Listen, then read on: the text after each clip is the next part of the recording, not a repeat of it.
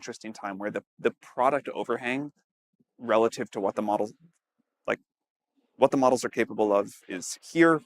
The products that people have figured out to build is way down here. There's a huge, even if the models got no better, which of course they will, there's a huge amount of new stuff to build. And also, like last week, O3 cost 5 times as much as it did this week. And that's going to keep going. I think people will be astonished at how much the price per performance falls. We have an open source model coming out soon. I think people are going to be, yeah. I don't want to like steal the team's glory and pre-announce this, but I think you all will be astonished. I think it will be like much better than you're hoping for, and the ability to like use it to run incredibly powerful models locally is gonna like really, really surprise people on what's possible. But so you have this world where like the model capability has gone into like a kind of like a very new realm.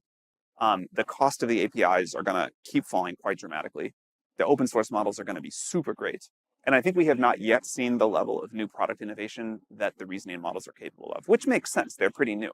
But this is like an exceptional time to go build a company that takes advantage of this sort of new thing that exists, this sort of new square on a periodic table that no one has built with yet. So only in the last month, I think we really started to see startups that are saying, okay, like reasoning models are different. You know, the whole interaction model is different, and really building for that. I mean, for me, even memory has turned into, it feels like I'm talking to someone who knows me, which is interesting. Yeah, memory is my favorite feature that we've launched this year. I don't think most people at OpenAI would say that because I mean, we've launched a lot of stuff, but I love memory in ChatGPT.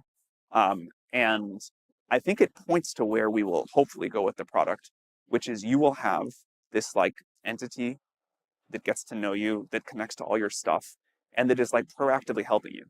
It won't just be like you send a message and it sends you one back, but it'll like be running all the time. It'll be looking at your stuff. It'll know when to send you a message. It'll know when to go do something on your behalf. You'll have, you know, special new devices, and it'll be integrated on every other service you use, and you'll just have this thing running with you throughout your life. I think memory is the first time where people can sort of see that coming. Back in the day, you tweeted a little bit about her. When is that coming? Can you give us an alpha leak around that? I think gradually is the answer. No, if I had a date in mind, I would probably just be excited and tell you. But like, it's a little bit here with memory. Right. It'll be a little more here when it's persistently running in the background and sending you stuff. It'll be a lot more here when we ship the first new device. But I think the key of her is not the little piece of hardware. It's that this thing got to a point where it could run in the background and feel like a sort of AI companion. I guess we're starting to see the power of LLMs with integrations into your real data. Uh, you know, I've heard rumors that MCP is coming to OpenAI. I think today. Yeah. Oh, today. I think so. Fantastic. What has been surprising about the actual integrations? Like, have you been seeing people actually operating on their core database? You know, at YC, we actually have that agent infrastructure internally, and we use it all the time. Definitely people are starting to use ChatGPT as this like operating system with everything, with their whole lives in it. And integrating into as many data sources as possible is important. Devices that are always with you, like new kinds of web browsers, the connection to all data sources, memory, and then a model that's persistently running. You put all that together, I think you get to like a pretty powerful place. Do you think that'll be in the cloud in the future, or will it be on our desktop, or some mix of both? Some mix of all of that. Definitely people will run local models for some things. Like, man, if we could push like half the ChatGPT workload onto your local devices, no one would be happier than us. Like our cloud, I think we will run the like largest and most expensive piece of infrastructure in the world pretty soon. So if we could push some of that off, that'd be great. But a lot of it will run on the cloud. Is it surprising to you how hard it is to get compute? I mean, we've gotten really good at it, Yeah. but it is, we went from like a zero, like no chatgpt.com didn't exist 2.5 years ago to like the 5th biggest website in the world. It'll be the 3rd at some point, hopefully someday the 1st if our current growth rates continue. And I think doing that is just hard no matter what. Like you usually get longer than we've gotten to scale up a like infrastructure for a new company. But you know, there's like a lot of people that want to help. Well, it's incredible work that you guys have been doing. We're seeing reasoning models like O3 and O4 Mini evolve in parallel with multimodal models like 4.0. What happens when these two threads converge, and what's the vision for GPT-5 and beyond? I mean, we won't get all the way here with GPT-5, but eventually we do want one integrated model that can like reason really hard when it needs to and generate like real-time video when it needs to do that. If you ask a question, you could imagine it thinking super hard, doing some research, writing a bunch of code just in time for like a brand new app only for you to use, or kind of like rendering live video that you can interact with. Um, so I think that will feel like a real new kind of computer interface. The AI sort of somewhat already does, but when we get to a model that has like true complete multimodality, like perfect video, perfect coding, everything, and deep reasoning, that will feel like quite powerful. It seems like that might be a hop step over to the embodied aspect. That's having vision, having speech, and having reasoning is a hop step to, you know, Yeah. basically the robot we want. Our strategy has been nail that first, and then make sure we can connect that to a robot. But the time for the robot is coming soon. I think I am very excited about a world where when you sign up for like the highest tier of the ChatGPT subscription, we send you a free humanoid robot too. I mean, that future is going to be pretty wild, being able to have robots that do real work in the real world. I think we're not that far away now. Uh, the mechanical engineering of robots has been quite difficult, and the sort of AI for the cognitive part has been quite difficult too. But it feels within grasp, and I think in a few years robots will start to do super useful stuff. Making a billion robots is still going to take a while, but I don't know. I'm interested in the question of how many robots do you need to fully automate the supply chain? Like if you make a million humanoid robots the old-fashioned way, can they run the entire supply chain? Drive the mining equipment, like drive the container ships, run the, foundries and make the new robots. And then maybe like you actually can get a lot of robots in the world quickly, but the demand for humanoid robots in the world will be far more than we know how to think about with the current supply chain. I guess when you were sitting in my seat, one of the things you led was a lot more investment into hard tech at YC. Um, Sitting here where we are geopolitically, what do we need to do to make sure that America can actually have manufacturing and industrial capacity? We can't even build precision screws and large sheet metal without crazy cost overruns. What can we do to make sure that happens here? There are all of these answers that people throw around and have thrown around the same things for a while, and it clearly hasn't worked. So I think all of the policy is worth trying, but my instinct is we need to try something new. We shouldn't keep trying the same failed stuff. And, like AI and robotics does give us a new possibility of a way to bring manufacturing back here and to bring sort of these complex industries here in a really important new way. And I would say that's at least worth trying. Yeah. Um, what does defensibility look like here? One of the classic questions is, how do I start a startup that doesn't get run over by OpenAI? That's sort of the number one question that's in our chat. We don't want to run you over. Look, we're going to do our thing hopefully very well. We are going to try to make the best super assistant out of ChatGPT that we can. We're going to add the things that we think we need to add to that. But that is like one small part of the opportunity in front of us. And it makes us sad when people are like, I'm going to start a new startup and I'm going to like make a version of ChatGPT. Because we think we're going to do that pretty well. And we have like, kind of a big head start. But there is so much more space to go after. And there are so many incredible other companies that have been built using our platform. We would like to make it easier for you all. We would like to do more things. Like finally now, you can imagine that ChatGPT could drive a lot of traffic to new startups, and that there's like a new kind of app or agent or whatever you want to call it, store that we could do inside of ChatGPT and drive traffic to new startups to help. You could imagine that we could do like a sign in with OpenAI and people could bring their personalized model and easily connect it to a new startup, and that would probably help in a bunch of ways. So we want to be a platform for other people to build stuff. Our advice is like, don't build our core, chat assistant. But there is another problem, which is, and this is the same for every kind of like moment that I've seen in startup history. people get excited about the same thing at the same time. And so rather than go build the thing that you have thought of that is not everybody what else is doing, we are like very social creatures and we get very influenced by what other people are doing. And I bet if Gary listed off the 5 ideas that he hears most often of what people want to build with AI, like half the room would raise their hands for working on one of those 5. And this, there is hopefully in this room, the person who's going to start a company that is like much bigger than OpenAI someday. And I would bet that person is not working on any of the 5. So it is hard to build something defensible if everybody else is trying to do the same thing. Sometimes it works, it's not impossible. But the best, the most enduring companies are usually not doing the same thing as everybody else. And that gives you time to figure out what the great product is, how to build the technology before you have to answer the defensibility question. It took us a long time to figure out how to answer the defensibility question for ChatGPT. We had built this thing, and for a long time, the only defensibility was like, we had the only product out in the market. And then we kind of like be a brand that started to be well known. And now we have things like memory and connections and a whole bunch of other stuff that really is defensible. But, that was like a fair criticism of us for a long time. We didn't have any defensibility strategy. We just like had the only good thing out there. And then you have some window before which you have to build defensibility.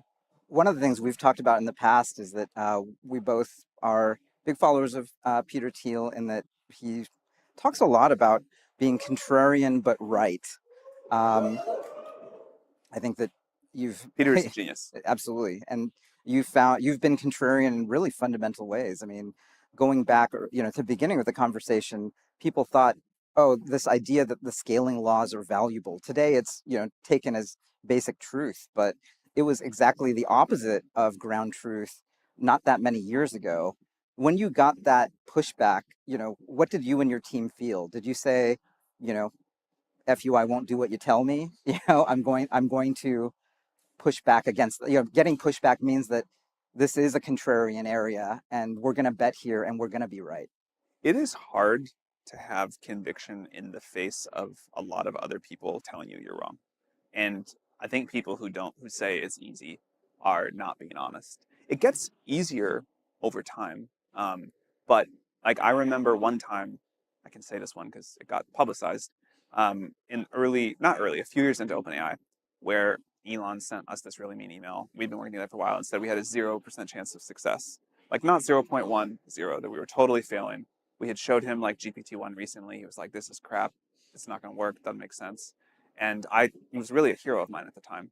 And I remember going home that night and being like, what if he's right? Like, this fucking sucks. You're working so hard on this thing. Like, you're pouring your life force into it. And you have these people who are smart and that you look up to and they say, you are totally wrong. Or, this is just never going to work, or you don't have defensibility. Someone's going to kill you. This is going to happen. That's going to happen. And I don't have a magic answer other than it's really tough and it gets significantly easier over time. But it's going to happen to all of you. And you just like get knocked down and get back up and brush yourself off and try to keep going. Let's talk AI agents. That's sort of the level 3 AGI. This is the year, I think Greg Brockman talked about recently, this is the year of the agent. With tools like Operator, Code Interpreter, what kind of workflows do you think will disappear or appear that we just aren't ready for yet? For a long time, ChatGPT was like a Google replacement. You could ask it something that was about as long as a Google query, maybe like half an hour worth of Google queries it could assemble together. And that was still pretty good, but it still felt like a more advanced version of search. But now you start to see things where you can like really give a task to Codex, for example, or to deep research, and you have this thing go off and do a bunch of stuff and come back to you with like a proposal. It's like a very junior employee that can work on something for like a short period of time. And if you think about how much of the work that the world does is work that can be done in front of a computer in like few hour chunks where you then have someone say like, okay, that was good enough or not, it's quite a lot. So I think this is going to go, this is part of that overhang we were talking about earlier, but I think this is going to go quite far. And I think with current O3, to say nothing of our next model, you can build a lot of experiences like this. How do you see the future of human computer interaction and interfaces? And what are sort of the limitations of those interfaces that, motivated you? One of the things that I think sci-fi got right is the idea of the interface almost melts away. Like voice interfaces today, we think of as something that is kind of sucky because they don't work that well. But in theory, if you could say to a computer, this is exactly what I want to happen today. And if there's any changes, if like I'm delayed, if something happens, I trust you to like go off and do all those things, but like I don't want to be interrupted. I don't want to think about it. And it just did it all and you trusted that it worked.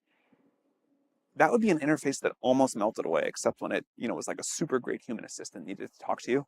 But you would be like really thrilled. When I like use my phone today, I feel like I am like walking down Times Square in New York, getting like bumped into by people. I love my phone. It's an incredible piece of technology, but it's like notification here, this thing happening, this thing popping up, like bright colors, like all kinds of flashing things at me. It's just stressful. And I can imagine an interface where the computer mostly melts away.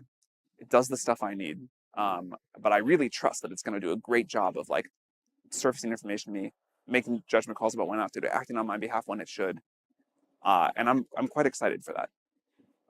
I'm not gonna like tell you what the new device is. Well, I'll tell you like one-on-one, but I'm not gonna tell the room. But it's very like I hope we can sort of like show people a different way to have computers. Is that one of the reasons why you brought on one of the greatest living designers on the planet, Johnny Ive and IO? Yeah, he is amazing. He really lives up to all the hype. I think we've only had kind of two big revolutions in computer interfaces, really, in the last like 50 years. We had the keyboard and mouse and screen, and then we had touch and phones. And the opportunity to do a new one doesn't come along that often. And I think AI really does totally open the playing field for something completely new. And I think if you got to pick one person to bet on to figure that out, he's the obvious bet. Yeah. So one of the things that we've been debating at YC that don't know if this is good, might be scary for a lot of software engineers who want to create B2B SaaS, is this idea that what if in the future you had your underlying database, you have an API layer that is your access control and enforces your business logic, and then the interface is the LLM, like your computer is literally the agent, and you have just-in-time software. Yeah, They're like complex flows. You're just going to go in and it'll code gen an artifact or a pane for you that like does that thing you wanted, and it'll go in the file and it'll bring it back if you ever need it. that's going to happen. Yeah. Look, here, there are two ways you can look at this. First of all, assume you all are like starting startups or have started startups, think about starting startups. This is the best fucking time ever in the history of technology, ever, period, to start a company. Yeah, this is, uh, but part of the reason it's the best is because like the ground is shaking, and it's true. There are a lot of these challenges. So on one hand, you can look at something like that and say, we have been a SaaS company, and now like all of the code can just be generated right in time when someone needs it. And what does that mean for us? Or you can look at it and say, wow, this is going to happen, but it's going to happen to everybody. And the way startups win is when they can iterate faster than big companies and they can do it at a much lower cost. Like big companies have a lot of advantages, but they iterate very slowly. And they, if something is like very cheap, then a lot of their big advantages go away.